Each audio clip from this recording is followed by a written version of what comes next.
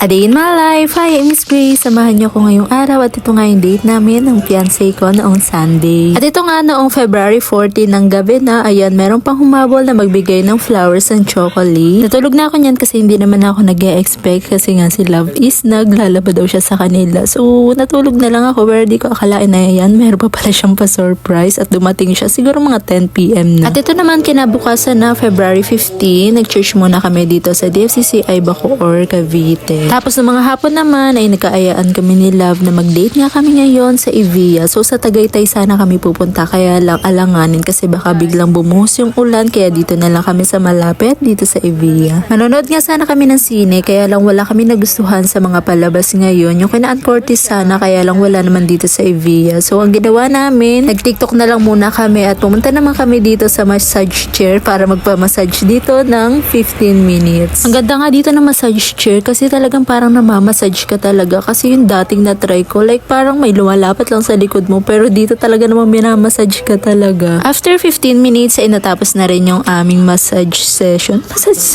Nakaka-enjoy lang din guys yung ganito. So kapag pagod ka na maglakad-lakad dyan, pwede ka dito pumunta sa massage chair. Feeling ko automatic to si Love na kapag binigay ko sa kanya yung bag ko ay mapapaganyan talaga siya. After nun, so naggutom na kami. So naghanap-hanap na kami dito ng aming mga makakainan. So trinay namin tong Tiger Leaf. Kasi sabi ko sa kanya, parang hindi pa natin natatry yung mga romantic date. Pero ito, Thailand restaurant siya. So parang makaluma din sa Thailand, ang mga restaurant. Pero okay naman yung foods nila dito guys. Siyempre, pray muna tayo bago kumain. At nung patapos na nga kami mag-pray, ay bigla naman may kumanta ng happy birthday.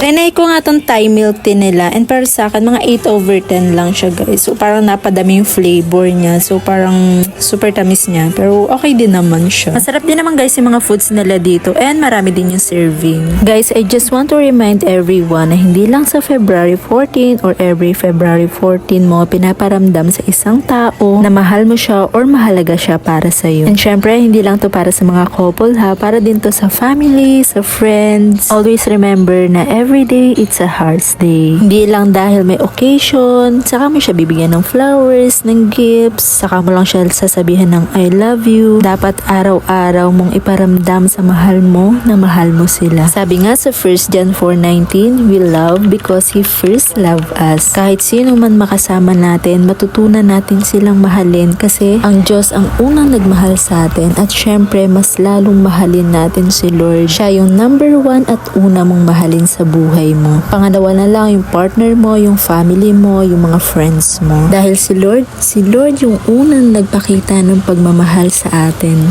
Love is not just February 14, it's every day. Because God loves us kahit hindi na natin deserve na mahalin. At siya yung unang nag-sacrifice para sa atin. Sabi nga sa John 3:16, for God so loved the world that He gave His one and only Son, that whoever believes in Him shall not perish but have eternal life. Grabe no, grabe yung sacrifice ni Lord para sa atin. So sino ba tayo para hindi natin mahalin ang Diyos, mahalin ang kapwa natin? Kaya guys ha, ang love hindi lang pang February 14, this is every day. Kaya araw-araw nating iparamdam yung love natin sa Lord, sa family natin, sa partner natin, sa friends natin, at sa kapwa natin. So ayun, after nga namin kumain sa Tiger Leaf, ay pumunta naman kami dito sa photo booth. Kasi nung first time nga namin matry yung photo booth date, ay sobrang nag-enjoy talaga kami. Kaya naman palagi na kami naghahanap ng mga photo booth kapag magda-date kami kasi super nakaka-enjoy. Try nyo din guys yung ganito. At ayun lang guys yung mga kaganapan namin sa naging date namin. Thank you for watching. I love you guys and Jesus loves you.